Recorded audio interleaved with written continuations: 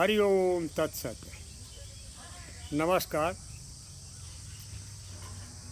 आज मैं आपको मीडिया के संबंध में कुछ बताना चाहूँगा।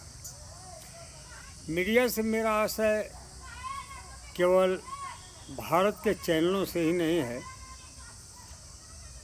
बल्कि विदेशी चैनल भी इसमें हैं। और आज की मीडिया में तो दो तीन चीज़ें बहुत ही ज़्यादा अपना प्रभाव कर गई हैं। आज की मीडिया के लोगों को खिलाइए, चाटुकारिता उनके देखिए, चाटुकारिता में आगे हैं। और ये नहीं कि भारत की ही मीडिया के लोग, भारत तो फिर भी कुछ हद तक ठीक है। विदेशी मीडिया में जो विश्व के प्रमुख चैनल हैं, जैसे BBC, CNN, ब्लूमबर्ग वगैरह, उसी तरह भारत के जितने मुख्य चैनल हैं उन सब का यही हाल है। एक तो यहाँ नई चीज़ निकली है, दंगल करा देते हैं चैनलों पर, एक घंटे डेढ़ घंटे, और उस दंगल का रिजल्ट हमेशा माइनस में जाता है, कभी प्लस में नहीं गया, हमेशा घाटे में रहा है। झूठ बोलना, एक दूसरे के बारे में गलत दलील देना, ऐसी बातें करना जो बिल्कुल आधारहीन हो।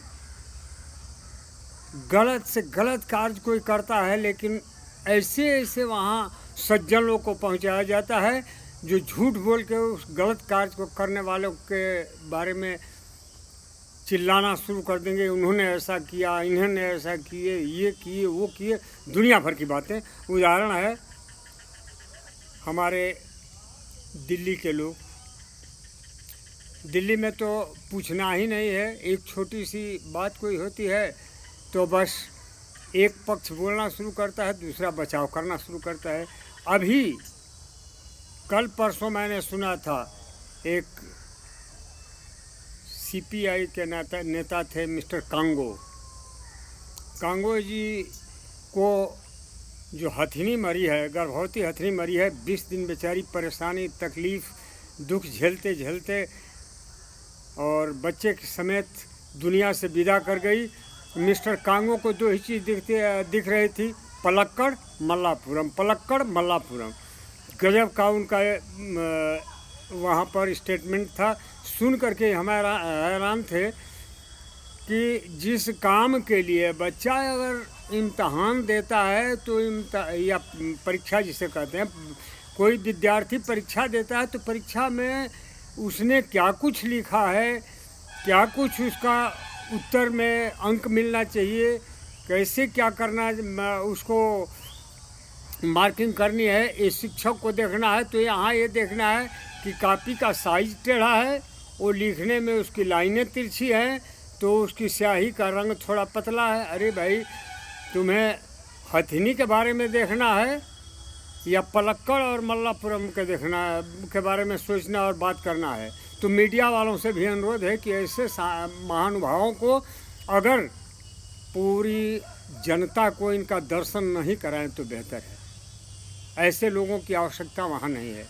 कुछ लोग ऐसे झगड़ालू होते हैं कि अपने पॉइंट के लिए दूसरे को सांस तक नहीं लेने देते। बोलने की तो बात अलग है, और ये सोचते हैं कि मुसलमान लोग की हमारा बड़ा भला हो रहा है।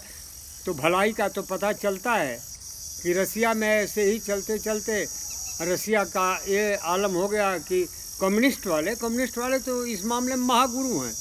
उन्होंने ऐसे कराया कि अंत में रसिया टूट के टुकड़े टुकड़े हो गया। कहीं कजाकिस्तान है तो कहीं छोटे छोटे राज्य बन गए, छोटे छोटे देश बन गए, और रूस जो है वो बिल्कुल पतन की ओर चला गया। वही हाल चाइना में है। चाइना का तो आलम ही कुछ और है। वहाँ किसी मुसलमान को दाढ़ी नहीं रखने दिया जाता। यहाँ तो कूदते हैं तो इनकी छलांग जो है 32 फीट से नीचे की होती ही नहीं। ऊंचाई इनकी 32 फीट की है कूद की। लेकिन जाके रसिया में देखें, एक भी मुसलमान को दाढ़ी रखने तक की परमिशन नहीं है। यहाँ माइक पर उल्टा सीधा चिल्लाते हैं। मैं खुद श्रीनगर में रहा हूँ, ऐसे ऐसे अनाउंसमेंट होते थे कि हम लोगों के कान फटने लग जाते थे। गंदी उल्टी सीधी बातें बोलना वहाँ पर, ये मस्जिदों का हाल होता था। क्यों? क्योंकि छूट थी। कांग्रेस गवर्नमेंट ने इन्हें पूरी छूट दे रखी थी। अपनी मर्जी का झंडा लहराओ, प्रधानमंत्री बना दो, नया कानून पूरा वहाँ के लिए हो। यहाँ 5 साल के लिए अवधि होती है एक सांसद या विधायक की, तो वहाँ 4 ही साल कर दिया। चलो भाई, मनमौजी काम करो, कौन पूछने वाला है।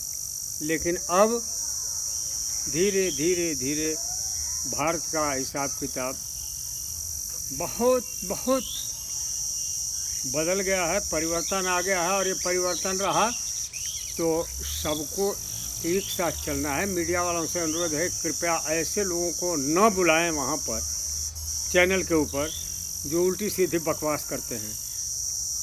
अगर सही, हाँ, जो गलत बोलते हैं, हमारी भारतीय संविधान की तो यही अच्छाई है ना, इतने सोच समझ करके बनाया गया है कि जिसकी जो मर्जी है वो बकवास करता है, कि क्योंकि बोलने की स्वतंत्रता है। ऐसी बोलने की स्वतंत्रता है, किसी को गाली देते हुए चले जाओ, कोई पूछने वाला ही नहीं। मुझे वो स्टेटमेंट जो मैं अपने कानों सुना था, आज तक भूला नहीं है, कि एक सज्जन, चूँकि वो मुख्यमंत्री के बेटे थे, इसलिए उन्होंने कहा कि मैं नरेंद्र मोदी की चमड़ी उधड़वा दूंगा। वाह, इतनी बड़ी हस्ती कि एक प्रधानमंत्री को ऐसे बोले। तो ये है मीडिया के लोग, ऐसी ऐसी चीज़ें उन्हें मिलती हैं। संस्कार के बारे में नहीं बताएंगे लोग, ये नहीं कहेंगे कि हमें करना। खास तौर पर वो चैनल जो बहुत आगे हैं। तो मैं अनुरोध करूंगा मीडिया के लोगों से, कृपा करके टीवी पर जो शो होता है वहाँ ऐसे सज्जनों को बुलाएं जिनको बोलने की तहजीब हो, जो अगर प्रमाण कोई रखते हैं तो ऐसे प्रमाण रखें जो वास्तविक हो, जिनका तथ्य सही हो, यथार्थ हो। गलत इधर उधर की बकवास करने वाले लोगों को बुलाने की वहाँ आवश्यकता ही नहीं है। अभी कपिल मिश्रा के बारे में रोज़ हो हल्ला मचता है, रोज़ हो हल्ला मचता है। और शाहीन बाग में उल्टी सीधी लोग बोलते थे, उसके बारे में किसी को सुनाई नहीं देता। ओवैसी कहते हैं, ओवैसी के एक नेता कहते हैं, ओवैसी के पार्टी के, कि 15 मिनट के लिए पुलिस को हटा लिया जाए। एक बार भारत सरकार को 15 मिनट के पुलिस को भी हटा के देख लेना चाहिए इनके अनुरोध पर। मैं तो यही सलाह दूंगा, क्योंकि ये सोचते हैं कि बाकी लोगों के हाथों में मेहंदी लगी है और इनके जो हैं बड़े तेज़ तलवार चलाने वाले हैं। अरे कुछ सोचो, ऊपर वाले के लिए थोड़ा सा सोच करके बोला करो, क्यों अपनी ऐसी की तैसी कराते हो। तो मीडिया वालों से भी अनुरोध है कि उन्हें पहले ही हिदायत दे दें।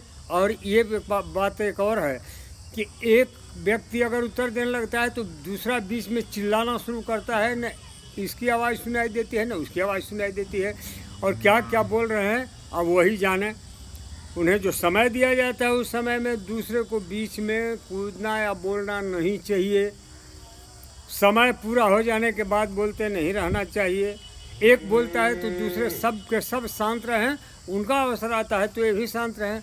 तो कई लोगों के तो जिम्मे है कि पहले उंगली उठा देंगे और इसके बाद चिल्लाना शुरू कर देंगे। एक साथ 3 आदमी बोलते हैं। एंकर की तरफ से होता रहता है कि कृपया शांत रहिए, कृपया आप बोलने दीजिए, कृपया उनकी बात सुनिए। कौन एंकर की सुनता है? तो ऐसे लोगों को बुलाने से तो बेहतर है कि आप ऐसा प्रोग्राम ही ना रखें।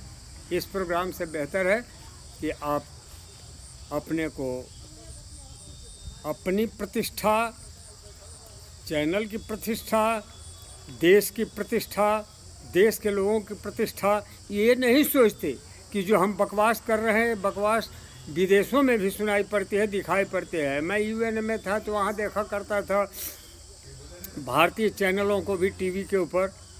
तो ये सोचते होंगे कि हम भारत में कर देते हैं, घर की बात है कोई नहीं जानेगा। क्यों अपनी ऐसी की तैसी करवाते हैं, क्यों बेइज्जती करवाते हैं? पूरे देश में अपनी प्रतिष्ठा का हनन आप लोग क्यों करवा रहे हैं? तो इसलिए मीडिया से भी अनुरोध होगा कि भाईबंदी ना करें, ऐसे सज्जनों को आमंत्रित ना करें जो आ करके बखेड़ा और बवाल खड़ा कर दें। बाकी हमारे यहाँ के मुसलमान संतुष्ट नहीं हैं। इसलिए संतुष्ट नहीं है कि इनके साथ उइगर की तरह से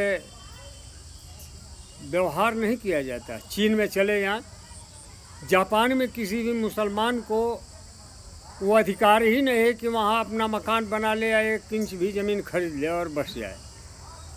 बड़े अच्छे शब्दों में ऑस्ट्रेलिया के प्रधानमंत्री ने कहा था, मैं सुना था, कि जिनको अपने धर्म को चलाना है या माइक बजाना है, लाउड स्पीकर बजाना है, अपना प्रचार करना है, और बाइज्जत बराए मेहरबानी इस देश से चले जाएं। उनकी आवश्यकता नहीं, उनके बिना हमारा देश खूब चलेगा।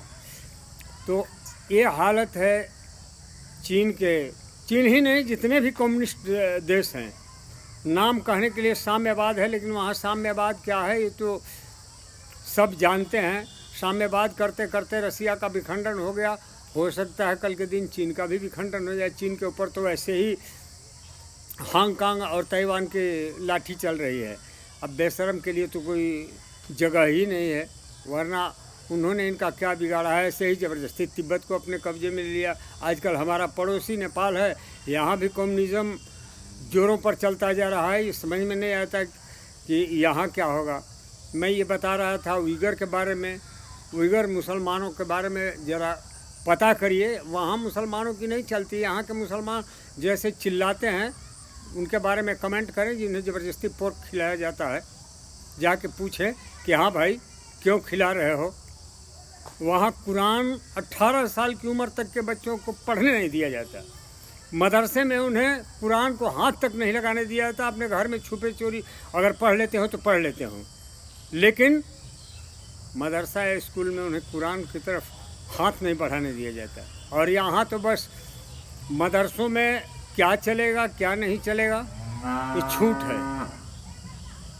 भारतीय लोग संस्कृति और संस्कार को भुला बैठे हैं।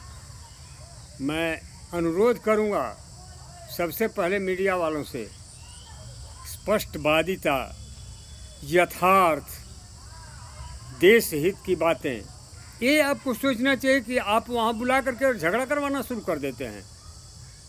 ये सब सभ्यता का और संस्कार का हिस्सा नहीं होता। आप लोगों को अपने संबंध में, समाज के संबंध में, देश के विषय में, मानव मात्र के विषय में सोचना समझना चाहिए, और तब ऐसे लोगों को बुलाने चाहिए जो देश हित की बात करें, जन जन में जागरण के लिए बात करें, उन्नति, मानव समाज की उन्नति की बात करें।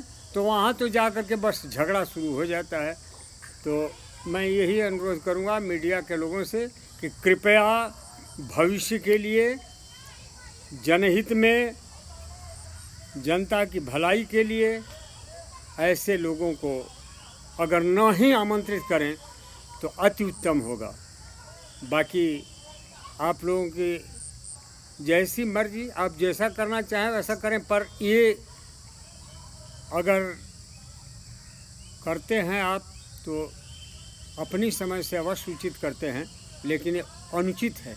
मैं तो भारत सरकार से, राज्य सरकारों से अनुरोध करूंगा कि कानून मंत्री लोग जो हैं वो कृपा करके इस संबंध में भी दिशा निर्देश जारी करें और ये बताएं कि मीडिया को स्वतंत्रता अवश्य है, लोगों को बोलने की स्वतंत्रता अवश्य है, लेकिन किसी को बेटी बहन की गाली देने की स्वतंत्रता नहीं।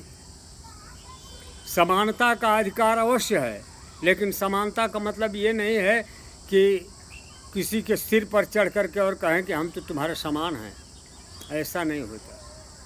हर चीज़ सीमा होती है, अपने सीमा से बाहर जाना अच्छा नहीं होता। यही मेरा आज का मीडिया से अनुरोध है। अंत में धन्यवाद। वंदे मातरम।